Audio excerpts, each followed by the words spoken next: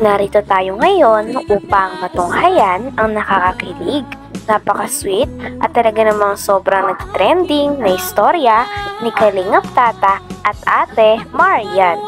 Sa pagpapatuloy ng ating istorya ay pumunta nga si Kalingap Tata sa bahay ng isang dalaga na hindi niya inaasahan na masusungkit ito ang kanyang puso. At ito ay si Ate Marian.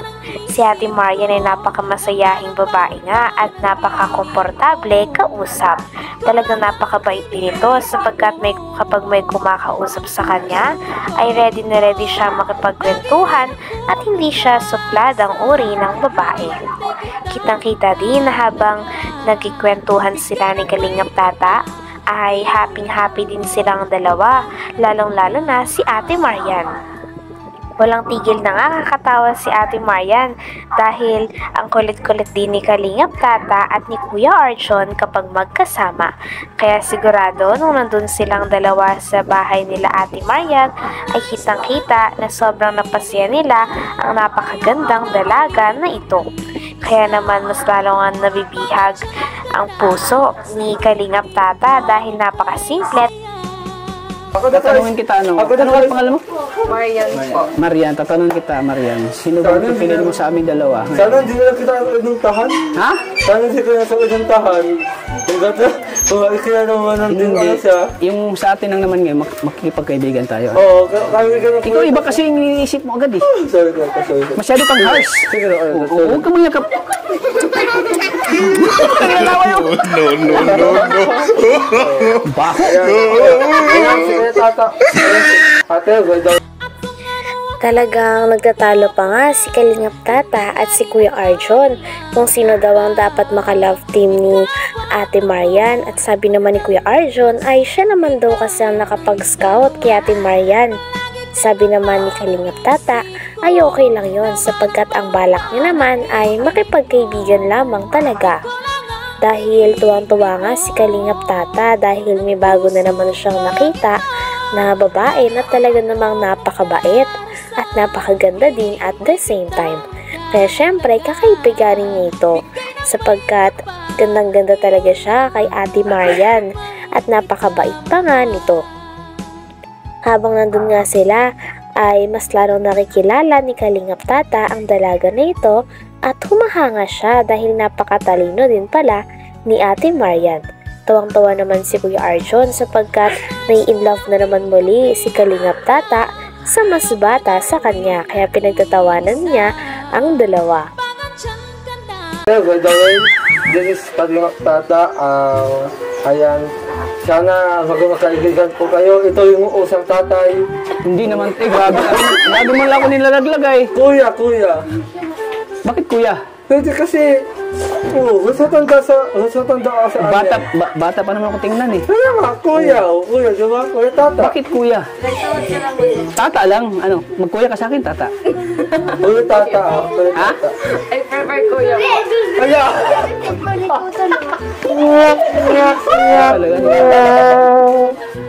Nice to meet you, Marian.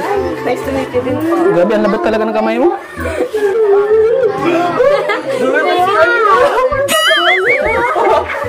Salamat at nakilala kita. Dito ko lang pala makilala yung ano ko. Yung maging kaibigan ko. At hindi lang maging kaibigan. Nagsabi na nga si Kuya Arjon na talagang dapat pasalamatan ni Kalingap Tata si Kuya Arjon dahil siya daw ang nakapag-scout kay Ate Marian. At dahil nga dito ay mas lalo na nagiging masaya si Kalingap Tata. Sabi pa ni Kalingap Tata ay balak niya daw sana na palagi nang pumunta sa bahay nila Ate Marian dahil gusto niya mas makilala ang dalaga. Na-curious naman si Ate Marian kung paanong pagkakakilala ba ang gusto ni Kalingap Tata. Sabi naman ni Kalingap Tata ay gusto niya lang daw talaga na maging magkaibigan sila at bahala na ang tadhana na ang magsabi kung saan talaga sila patungo.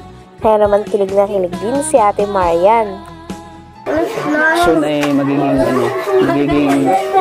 close mo pa. Magkikita pa tayo ulit. Okay na ba na magkita tayo ulit? Okay lang naman. Dito lang sa bahay niyo pa rin. In a way na ano pong pagkikita. Ha? In a way na ano pong pagkikita. Yung mag-uusap lang tayo, mustahan. Lumang diskarte na yan, Kuya Tats. Luma na yan. Luma nga pero ano, may dating. Ay, dati. Salamat pala at ano, nakilala kita dito. Maraming salamat. Sa akin ko, pasalamat kasi akong naka-scout. Sige, pasalamatan lang kita. Salamat sa'yo, Arjun.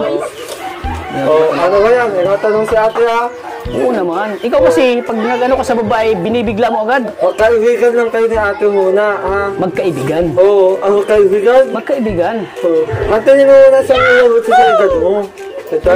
Grabe naman. Tinanong naman nila kung ready na daw ba si Ate Marian na pumasok sa isang relasyon. Sabi naman ni Ate Marian na sa ngayon ay hindi pa talaga sapagkat kakagaling niya lang daw talaga sa isang breakup. At sabi pa nga ni Ate Marian na hindi magandang pumasok sa isang relasyon na galing pa lamang sa breakup dahil masasaktan lamang ang isang tao dahil hindi pa nag-heal ang isa. Ilang taon ko paghihintay niyo, grabe ka naman. Kasi si Maria nasa tamang edad din naman siya. Oo. Pero hindi kasi, Tats, marami kasing nawawalo sa pag-ibig. Wala bang naniligaw sa'yo? Wala bang Wala na. Wala. Binasted ko na po. Ay, lumabas na din. Wala yun. Pwede pala ano? Pwede. So, we're not interested. Pwede. Bakit? Bakit not interested ka? Grabe, English yun Hindi, ang ano lang sa Pero kaibigan, pwede naman. Madami naman din po akong kaibigan. Sana isa ako sa maging kaibigan mo. Ano? Kaibigan na kuya. Bakit pala ayaw mong magkaroon ng maniligaw? Freshly break up pa lang po. Siya! Tamang-tama bro, break up. Pwede tayong papasok dyan. Ayan. Pila mo, pwede ba akong papasok? Papasok. Bawal. Dahil naman sa sinabi ni Ate Marian na hindi pa nga siya ready na pumasok sa isang relasyon, ay sinabi naman ni Kalingap Tata na okay lang yon sapagkat hindi naman daw siya namimilit at talagang isa siyang uri ng lalaki na naghihintay sa kanyang gustong maligawan o sa kanyang gusto maging girlfriend. Kaya naman dahil dito ay mas naparatag nga si Ate Marian dahil hindi siya minamadali ni Kalingap Tata. Yan, mahilig kang pumasok sa Bakit relasyon. bawal? Ano po, hindi po magandang way na nakaka-break up tapos yung pasok. Sarili naman sa handa naman ako maghintay at alam ko naman nakaka-break up mo lang may ramdam pa siya. Oo, magdaran pa siya, ramdam pa niya yung sakit at papasok ka agad. Busted ka agad kung papasok ka kasi alam mo namang pumasok ka agad sa pumasok ka agad. Oo, tapos bigla kang papasok agad. Siyempre kung ako babae, ayaw ko talaga. Pero handa naman akong maghintay handa akong maghintay sa desisyon mo. So ngayon po ay kilala lang natin. Hindi pa natin kilala yung isa't isa, Sabi nga ni Kalingap Tata na mas okay daw na kilalanin daw muna nila ang isa't isa dahil no pressure naman daw. Dahil alam niya nga na hindi pa talaga ready si Ate Marian. Kaya naman handang-handa talaga maghintay si Kalingap Tata at pinapakita niya kay Ate Marian na handa siyang maghintay kahit gaano pa katagal para sa dalaga na si Ate Marian. Kilalanin muna natin yung isa't isa. Kuya Tats, ang diskarte mo. Ayos-ayusin mo, Kuya Tats. Alam ko may na ako diskarte. Oo. Alam ko malaya ko diskarte Ang mo. diskarte mo kasi, pang-unang panahon pa yan? Dapat na mga diskarte mo, pang ngayon.